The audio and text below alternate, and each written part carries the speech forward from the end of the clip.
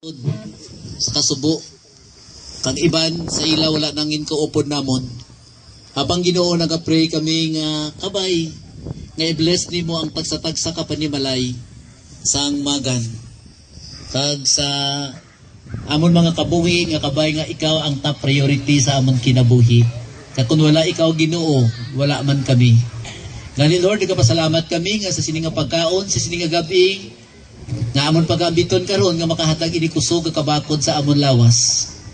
Kag salamat Ginoo sa mga kamot nga nag-aman sini.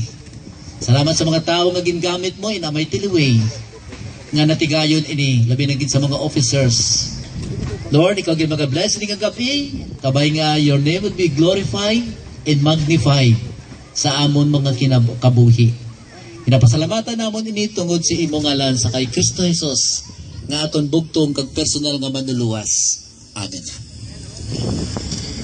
Thank you, good Pastor Hardelesa. All right, dinner is now ready.